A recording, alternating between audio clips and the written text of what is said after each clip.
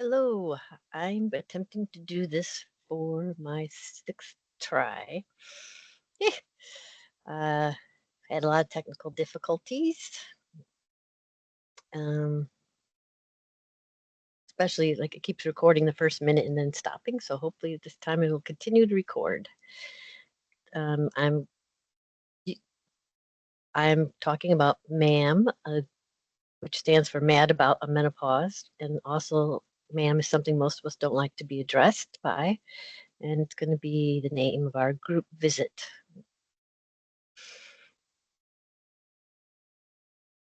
I'm going to define menopause and menopausal hormone therapy that used to be called hormone replacement therapy, briefly discuss 4 pivotal trials.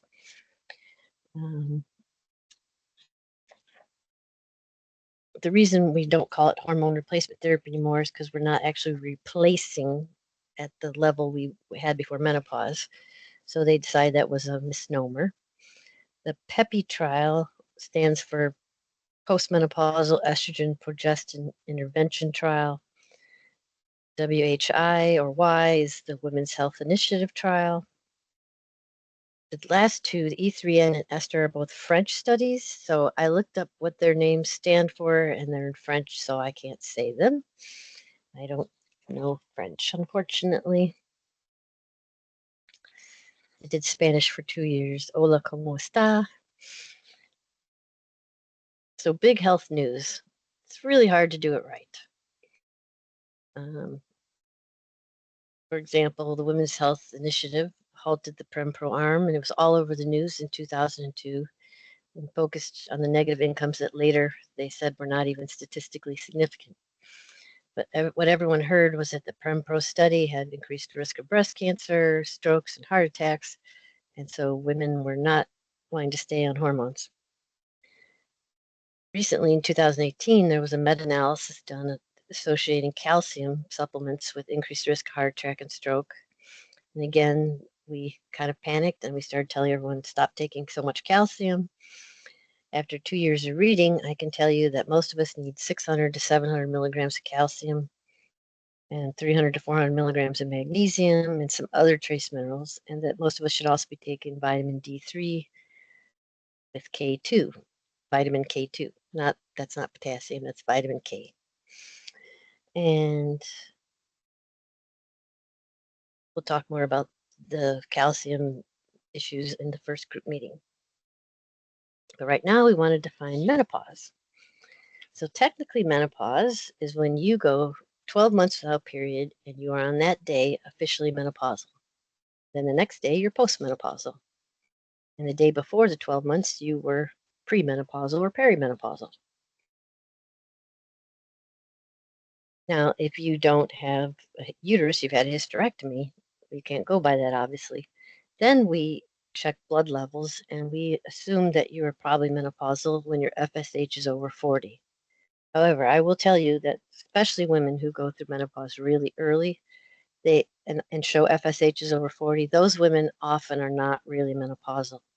If you keep following it, they're at times going a long time without ovulating and their FSH is getting super high, but then they will come down later again. I've even had women who menstruate who do that, who have cycles that are kind of all over the place and can have FSHs over 40. So if you're still cycling, the FSH being over 40 doesn't mean anything. It's only if you don't have a uterus. Another side note, if you've been in my office lately, you will have probably heard me complain that the labs have been ridiculous since 2020, that it's a lab reagent issue, that all of the lab reagents are made in Puerto Rico. And after COVID-19 and 2 hurricanes, Puerto Rico has had trouble keeping up with reagents and they often run short. So then labs are such that they can sometimes substitute a different one, but then it makes the results less accurate. And I notice it especially in any hormonal labs, like thyroid, adrenal, and gonadal hormones. It seems to be getting worse, not better. I would say menopause is also an experience. The most common symptom that everyone complains of is probably hot flashes, but they can be much more than a hot flash. They can be a surge of adrenaline. You can turn purple from the chest up. when you have that type of hot flash, we say that maybe you should call it a power surge. Night sweats, waking up with your bedding and your clothing all soaking wet. Obviously, there's a lot of sleep disturbance with that happening, but there's sleep disturbances for other reasons as well. I just learned in the last year that progesterone, when it declines, causes a loss of tone in the neck musculature and throat muscles, and that's what leads to sleep apnea. I didn't know that till this year.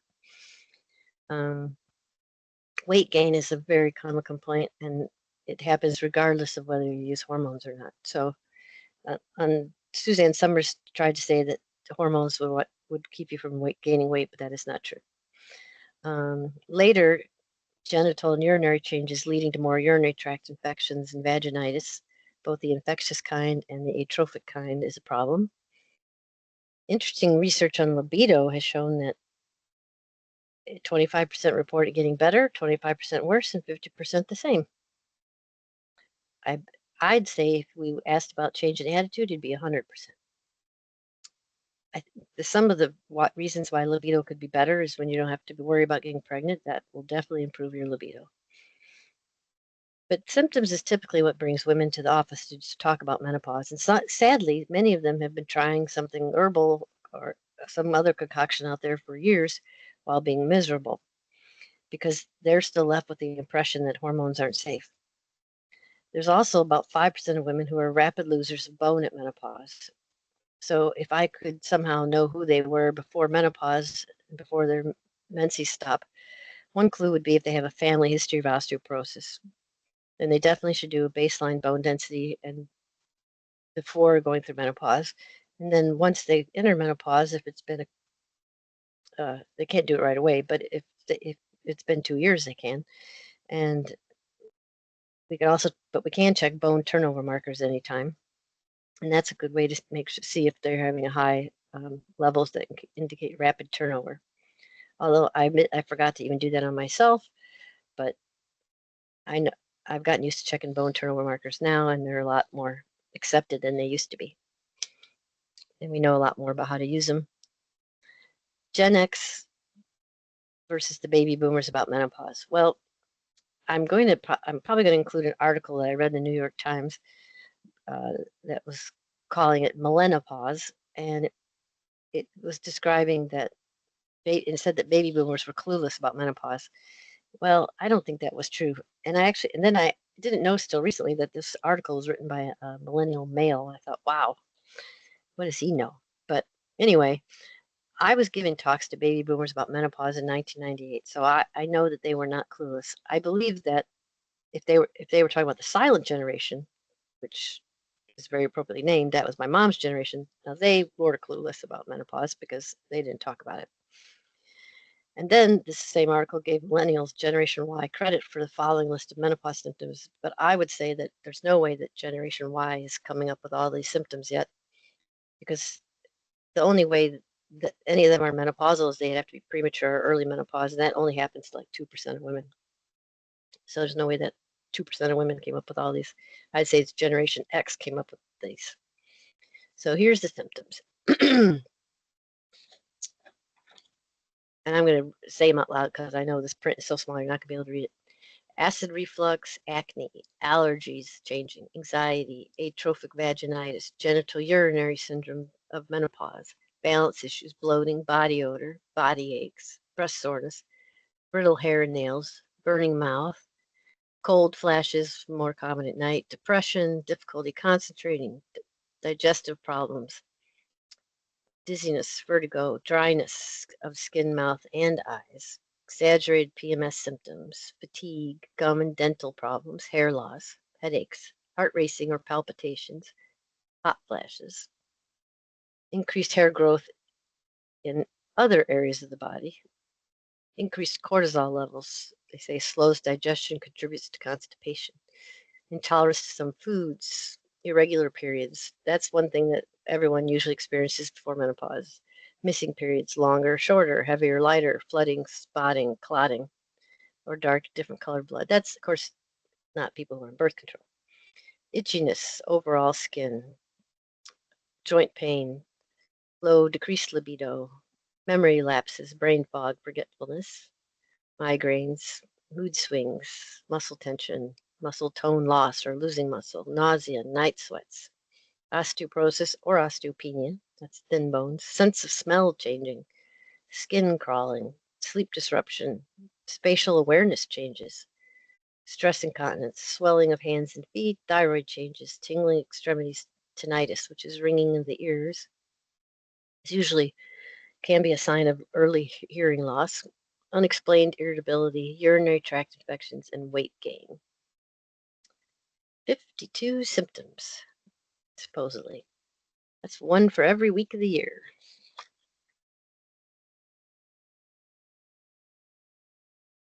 I also call menopause sometimes fruit basket upset because before menopause, you could tell a lot about a woman's metabolism based on whether she was an apple or a pear. I was always jealous of the apples. They always had the best legs. I was a pear.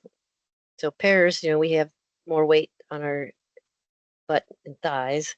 Apples tend to have more on their stomach, but then they have these beautiful legs. But if you're a pear at menopause, you may find you also then pretty soon notice that you're also an apple, or apples find themselves also becoming pears. So it's menopause, this fruit basket upset because you start putting fat everywhere. It's no longer pear versus apple. The other reason why there's so many symptoms is because hormones just affect everything. I already told you about progesterone and sleep apnea. I think sleep disturbances are why everyone gains weight. I will say that when I finally got serious about treating my sleep apnea and narcolepsy more than just adequately, but got a good 7 to 8 hours quality sleep, I lost 10 pounds with no other change, and I had already lost 10 pounds from COVID in September of 22. But back in 2001, when I was still on birth control, I also one time taste tested a bunch of testosterone lozenges I thought were blanks and went that night to teach a class to massage students and finally was able to take control of the room and speak to them with some authority. Apparently, I needed testosterone in order to be able to take over the classroom. I tried them again though later during menopause and cussed out my husband while he was sleeping. He didn't deserve it at the time, so I was afraid to take it. It's very important though when a woman goes through menopause prematurely, that's before 45, and we'll talk about this in a little more detail because if they don't do any hormones, they're at much higher risk of osteoporosis, heart disease, and dementia. Before the Women's Health Initiative and these French studies, what was I would have considered okay to use for hormone replacement therapy was a whole bunch of different preparations. Um, Compounding pharmacists made things called Triest and Biest, and that was combining. Triest combined estriol, estrone, estriol, and Biest combined estriol and estradiol. And the premise was they felt that the weaker estrogen estriol would convey some protection against breast cancer from the estradiol and estrone. Well, as we'll discuss in a little bit, estradiol was found to actually lower breast cancer risk. So you don't need estriol to do that. And also, I found out later that estriol increases mast cell activation, and most of my patients are trying to avoid that. Estrone is also linked to obesity, and obesity is supposed to be a risk factor for us for breast cancer. So another reason to avoid estrone. Premarin and Prempro are oral forms. Micronized progesterone is oral. Testosterone compounded can be transdermal or pellet or oral. Estrotest was a Premarin type estrogen with testosterone. But after the Women's Health Initiative and these French studies, all I will use is estradiol patch, micronized progesterone, and compounded testosterone or DHEA because again, estradiol was found to lower breast cancer risk. Micronized progesterone was found to lower uterine cancer risk, and also is better tolerated than all the other progestins. And since estriol and estrone have not been studied, there's no reason to risk them, in my opinion.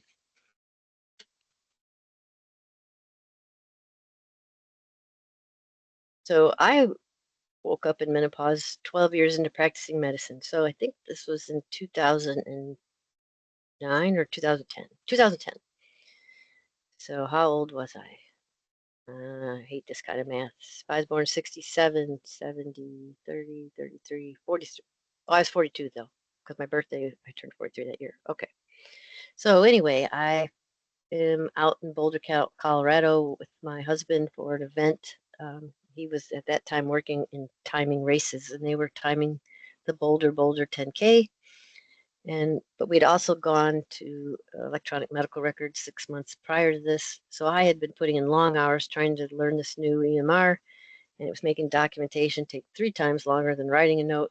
So I've been doing a lot of sitting, and I was also using the NuvaRing intravaginal birth control, which I believe does have a higher risk of leg clots, or at least it's not lower risk um, than even the oral ones, which is interesting. And I was going to use it till I was 55 to preserve my bone, but I developed this leg clot, so I go off of birth control, and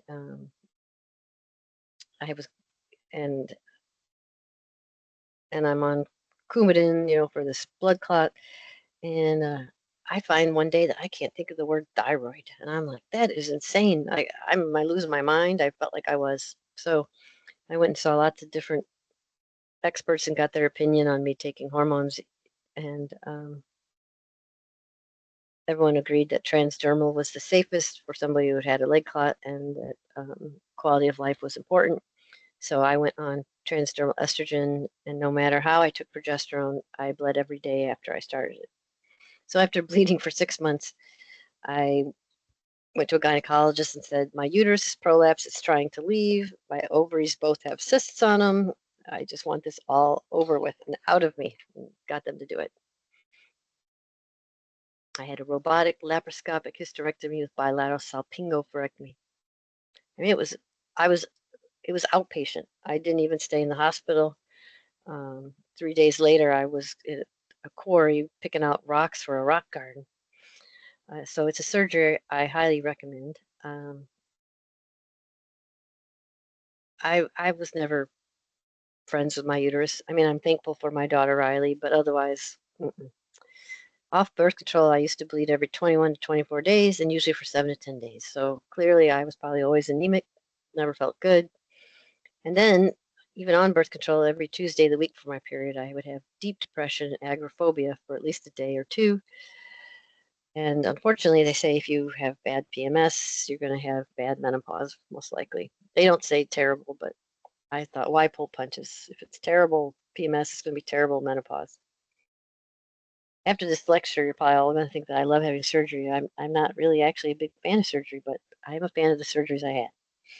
Like, I'm not a fan of back surgery because they have such a high failure rate. But I would bet you, if you ask a lot of women who've had a hysterectomy, that they don't regret it.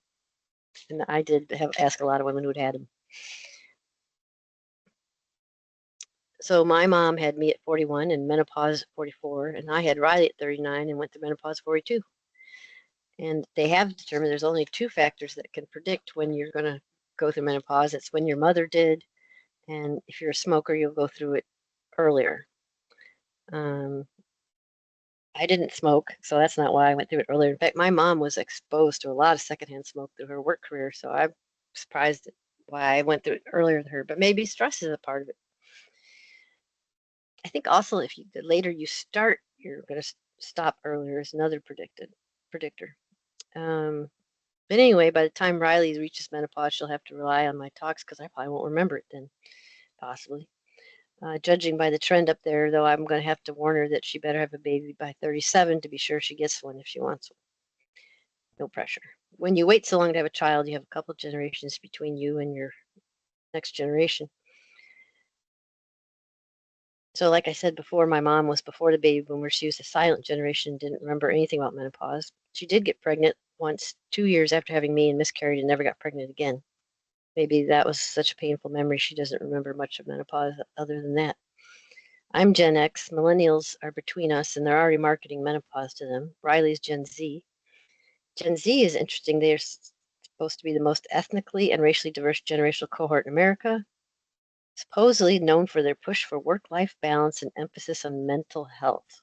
I think that would be the millennials, actually, because they're Riley's Generation Z, but unless she's the last part of Generation Z, I mean, she's just going to college now. Generation Z is also known for hobbies turned careers such as influencing or content creating. And I think some of the millennials do that too. These generational things that they attribute to generations is kind of interesting to me, but I think there's probably overlaps. So let's talk about these trials. The PEPI trial, postmenopausal estrogen progestin intervention. I would like to be the person who just names trials and comes up with these little acronyms. So this had 5 arms. 2 were with Provera, Prempro continuous or Premarin with cyclic Provera, Premarin with micronized progesterone, and then Premarin by itself and placebo. And before they did this study, they did not realize that unopposed estrogen caused uterine cancer and endometrial hyperplasia. So it's a good thing they did it. Um, they also found through the study that Provera had negative effects on lipids, but the micronized progesterone did not. It had a positive effect on lipids, so did Premarin. And all of these groups gained 6 pounds a year, even the placebo group.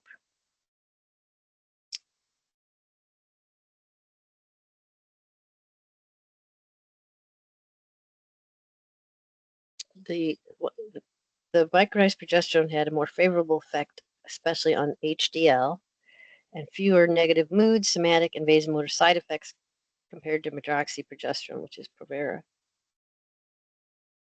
Medroxyprogesterone from other observational and clinical data outside of this PEPI trial also was felt to have a safer metabolic and cardiovascular profile versus Provera, and patient satisfaction ratings were higher for the regimens that had the micronized progesterone than those with Provera.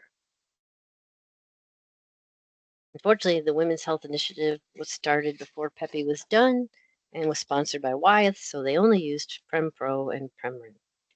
But at least they knew not to put women with a uterus on unopposed estrogen. They were wanting to see if hormone therapy really could reduce heart disease, osteoporotic fractures, and cancer incidence. So they started recruitment in 1993 and completed by 1998. They enrolled 161,808 women.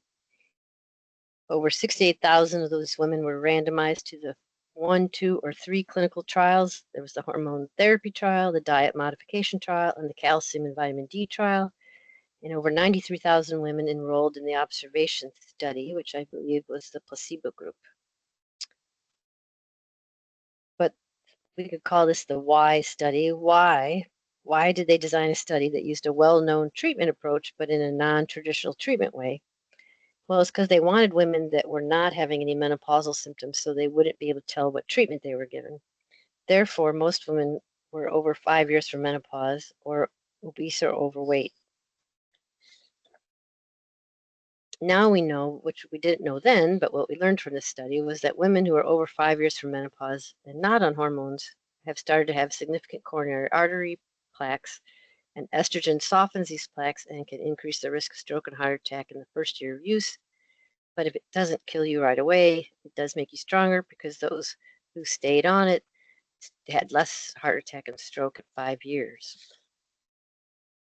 Now, in July of 2002, they stopped the Prempro arm and announced that it was due to an increased risk of breast cancer, 26% increased risk. They also acknowledged increased risk of stroke or heart attack in the first year. But after those people were out of the study, there was a less risk of heart attack and stroke at 5 years. But I don't think the news made that clear. All anyone heard from the news was that HRT increased risk of heart attack, stroke, and breast cancer. They now claim that it wasn't even statistically significant. We believed, and we still believe, that hormone replacement therapy can reduce your risk of heart attack and stroke, but it has because it has a favorable effect on lipids and blood pressure, but only when it started at menopause. We also know that it will help preserve bone, and 5 to 10% of women rapidly lose bone at menopause if they're not on hormones.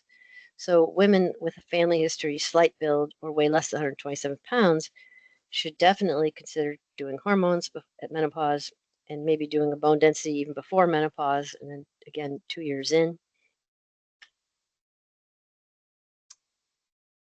March 2nd, 2004, the second arm was stopped. Premarin only group, and these are women who had had hysterectomy, had 23% less breast cancer. This was huge, but did the media announce it? No.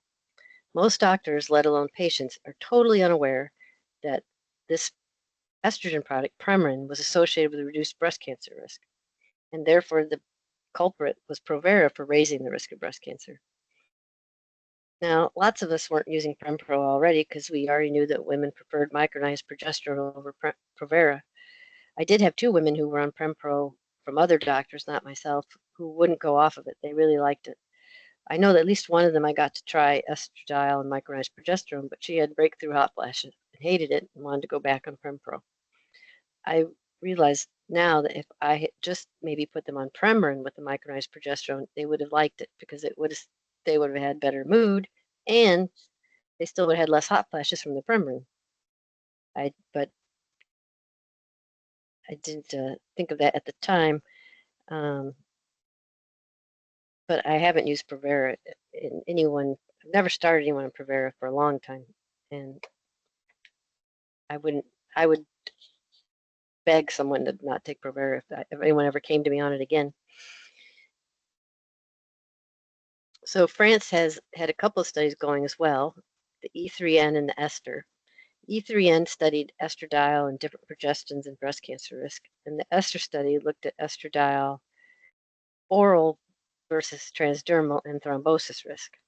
So the E3N found that there was a lower risk of breast cancer with estradiol and micronized progesterone versus Provera. So it proved that, yes, the Women's Health Initiative that they now say wasn't statistically significant, that Provera did increase the risk of breast cancer. And estradiol and Premarin, lower risk of breast cancer.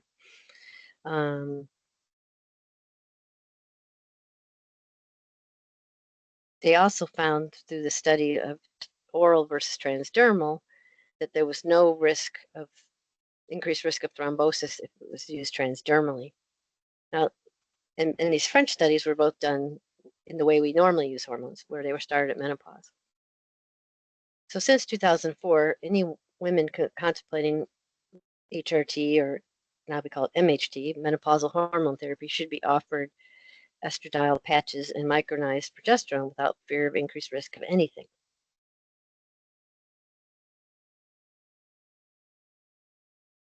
A 2013 article reviewed the results of Women's Health Initiative said 43% of women in menopause went off HRT and only 11% stayed on, and they estimate as many as 91,610 American women died prematurely between 2002 and 2012 as a result of avoiding estrogen therapy. This, again, should have made headlines as well, but it did not.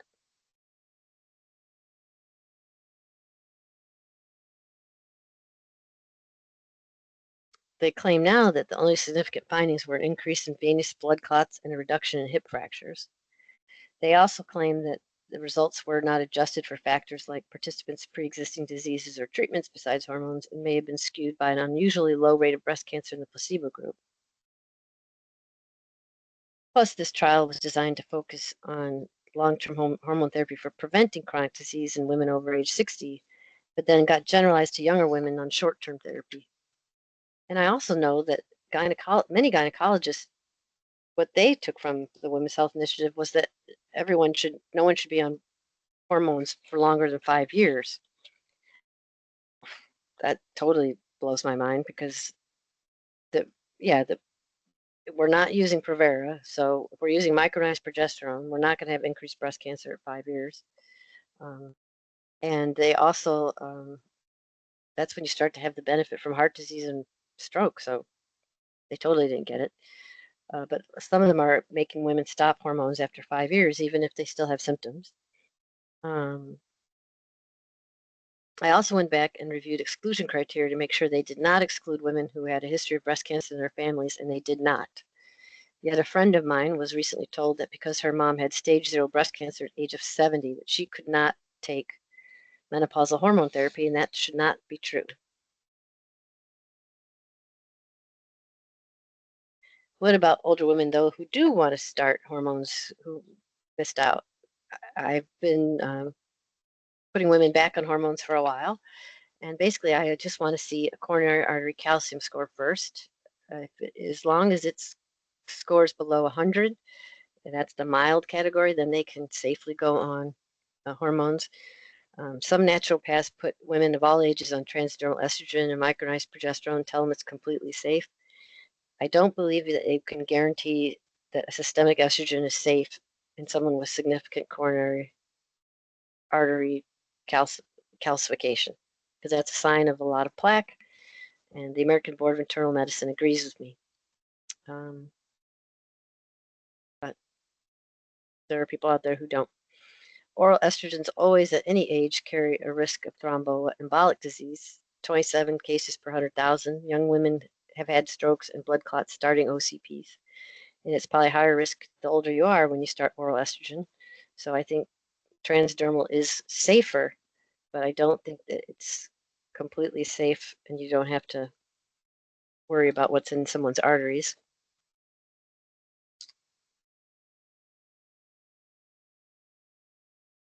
But any woman who's, like I said before, has family history osteoporosis, weighs less than 127 pounds, or poor calcium vitamin D intake should get a bone density before menopause and 2 years in, and check bone markers, bone turnover markers too, to make sure she's not a rapid loser.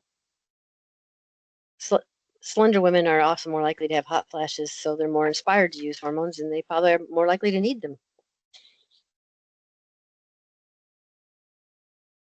Premature or early menopause is defined, premature is defined as before 40 and early before 45.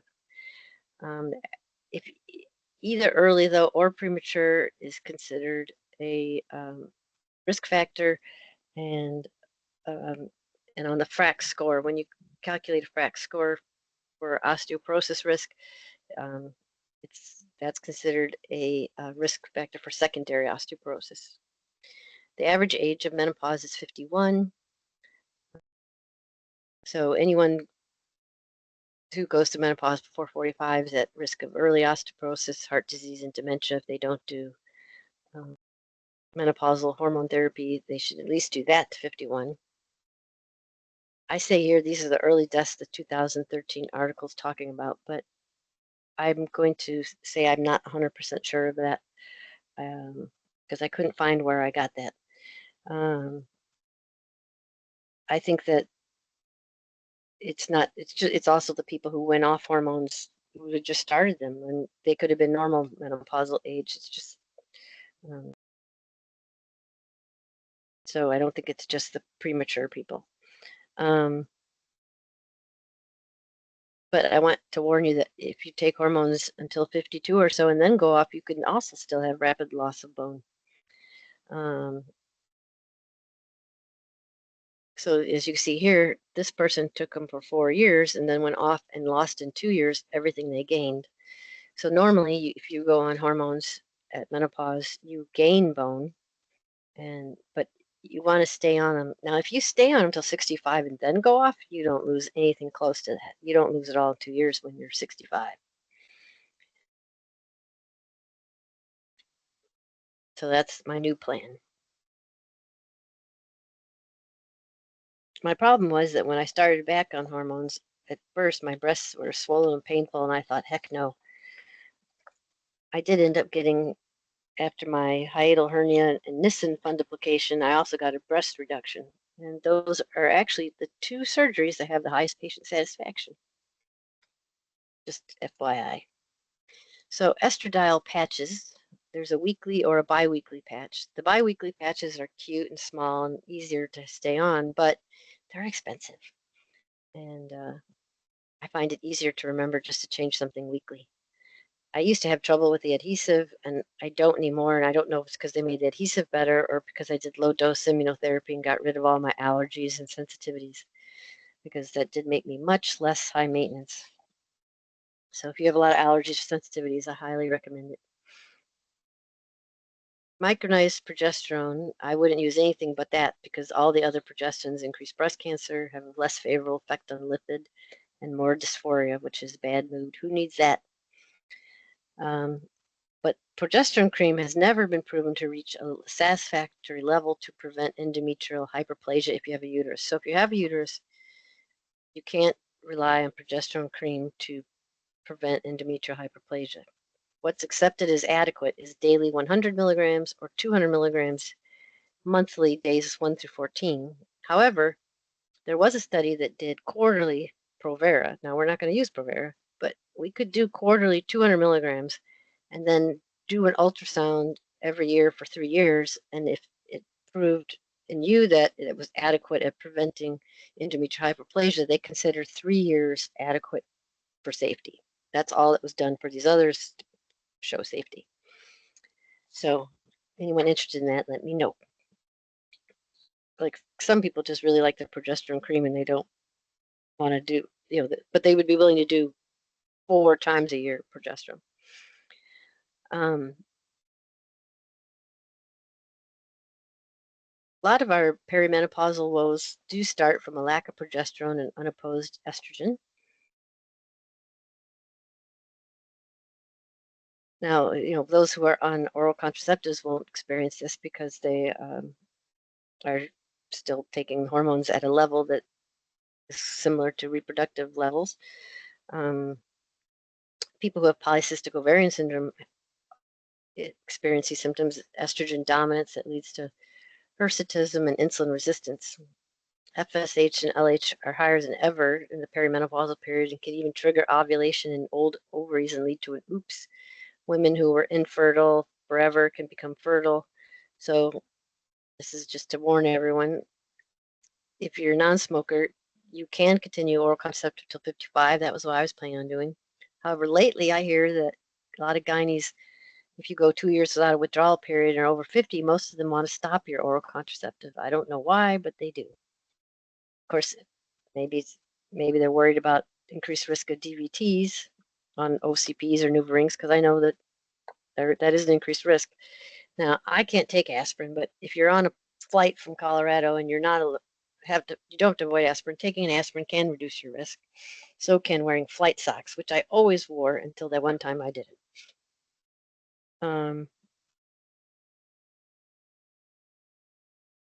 Smokers can also stay on the norethindrone, the mini pill, until 55 as well. But again, perimenopause, often progesterone cream or oral progesterone can help. A lot of women never realize they had ADHD until menopause makes it so much worse. It's because estrogen supports dopamine. So when estrogen goes away, dopamine really falls and then makes ADHD much worse. Prior to menopause, I said having children brought out ADHD squared because now you had to think for 2 people. But menopause is ADHD cubed.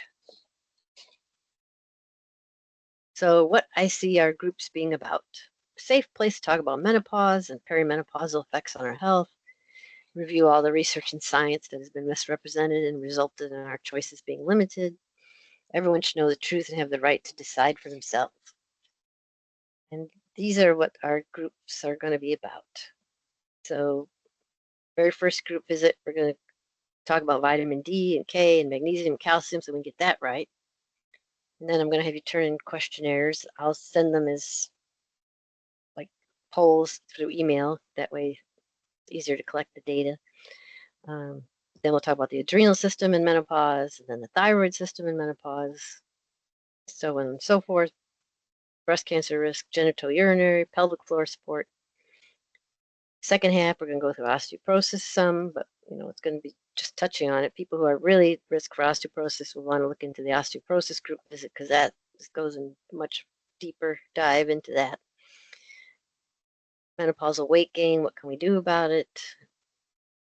The real facts about how AHRT does not stop weight gain.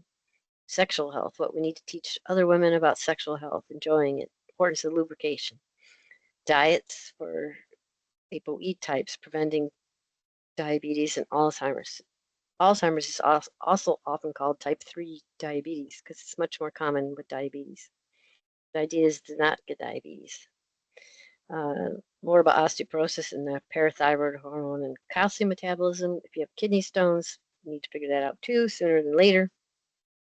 People who have kidney stones usually have a lot of calcium secretion in their urine. And if it's going out in your urine, it's not going to your bones. And then cardiovascular prevention and anything that's left.